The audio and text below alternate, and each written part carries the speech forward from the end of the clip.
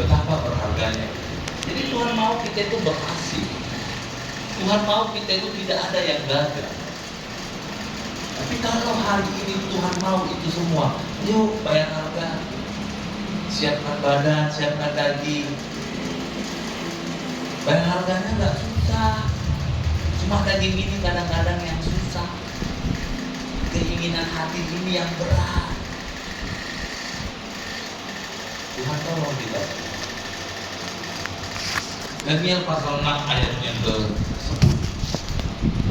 Daniel pasal 6 ayat 10 dan 11.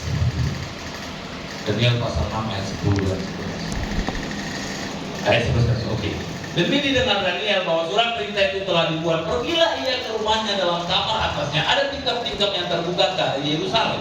3 kali sehari ia berlutut berdoa serta memuji Allahnya seperti yang biasa dilakukannya.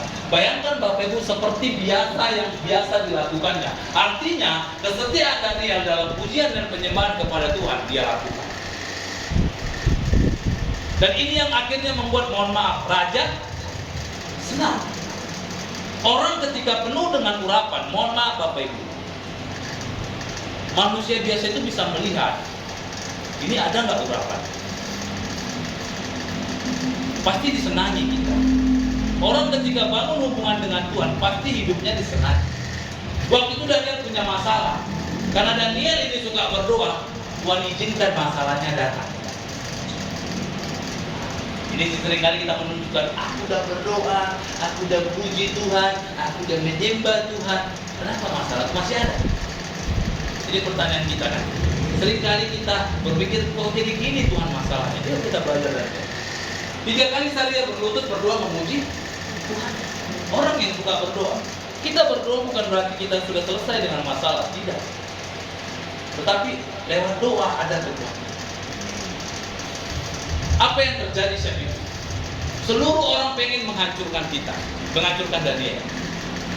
Oh, saya mau nggak usah pusing-pusing.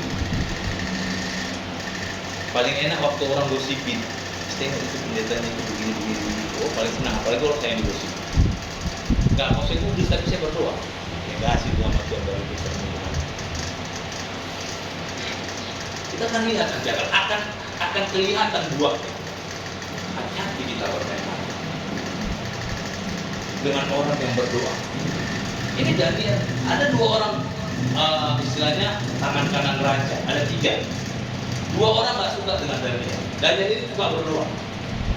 Jadi dibuatlah bagaimana caranya yang bisa kita jatuhkan si Daniel ini, dan bisa kita kuasai segala macam. Ini hati-hati.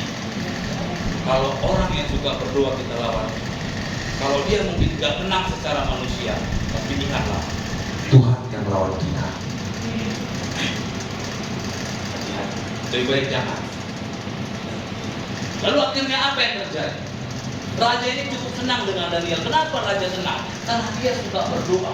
Tuhan kasih dia hikmat, Tuhan kasih dia karunia untuk menuntun raja dalam memimpin kerajaan. Begitu juga dengan kita. Tuhan kasih kita, kalau kita suka berdoa, kalau kita setia berdoa, Tuhan kasih kita hikmat, Tuhan kasih kita kekuatan menghadapi masalah. Lalu apa yang terjadi? Keluarlah perintah, semua harus menyembah patung Raja Darius. Senanglah yang 2 orang tadi. Keluar perintah begitu. Bagaimana ini?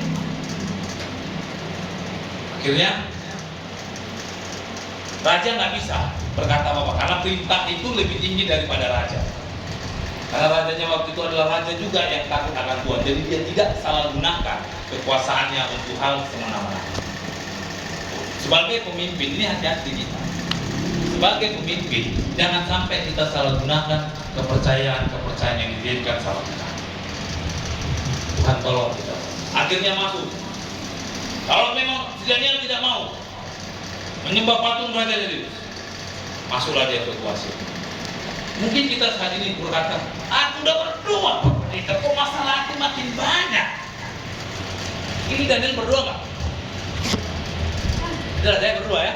Dikatakan, berdoa serta memuji Allah. Masalahnya banyak kan? Nyawa taruhannya Bapak Ibu, buah singa. Kita seringkali berpikir ketika kita berdoa masalah kita